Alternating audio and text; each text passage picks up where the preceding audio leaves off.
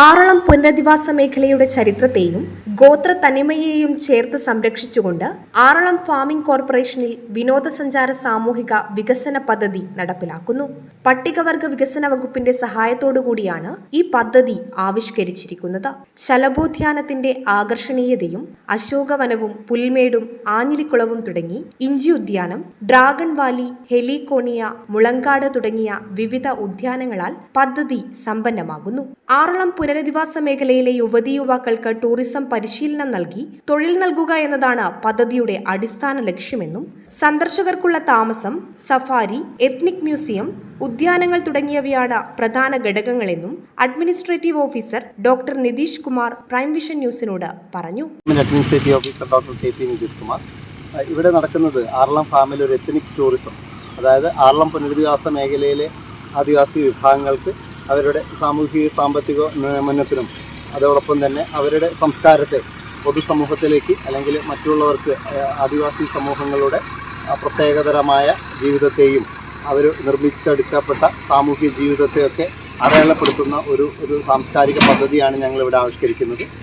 അതോടൊപ്പം തന്നെ ആറളം ഫാം കൃഷിയുടെ വൈവിധ്യവൽക്കരണത്തിൻ്റെ പാതയിലാണ്. അപ്പോൾ കൃഷിയുമായി ബന്ധപ്പെട്ട നല്ല കാർഷിക ഫലവൃക്ഷങ്ങളും പുല്ലുകളും അതോടൊപ്പം തന്നെ അതുമായി ബന്ധപ്പെട്ട ഓർണമെൻ്റൽ ചേർത്തുകൊണ്ട് ഒരു ഗാർഡൻ നിർമ്മിക്കുക എന്നുള്ളതാണ് നമ്മൾ ലക്ഷ്യം വയ്ക്കുന്നത്. ഇതിന് പട്ടികവർഗ വികസന വകുപ്പിൻ്റെ സാമ്പത്തിക സഹായമുണ്ട്. കേന്ദ്ര സർക്കാരിൻ്റെ ഒരു ഫണ്ട് ലഭിച്ചതിൻ്റെ അടിസ്ഥാനത്തിൽ നമ്മൾ ഇവിടെ ഈ ഒരു ഗാർഡൻ ആവിഷ്കരിക്കുകയാണ്.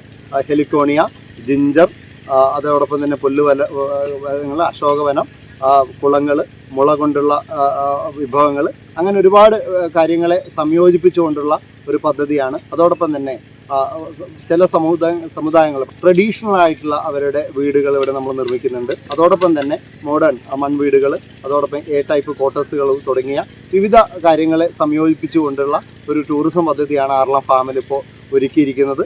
പബ്ലിക്കിന് വന്ന് കണ്ടുപോകാനും അതോടൊപ്പം തന്നെ ആളുകൾക്ക് ഇവിടെ വന്ന് താമസമൊരുക്കാനുള്ള സൗകര്യമടക്കം ഈ ഒരു പദ്ധതിയിലൂടെ ഞങ്ങൾ മുന്നിൽ കാണുന്നു.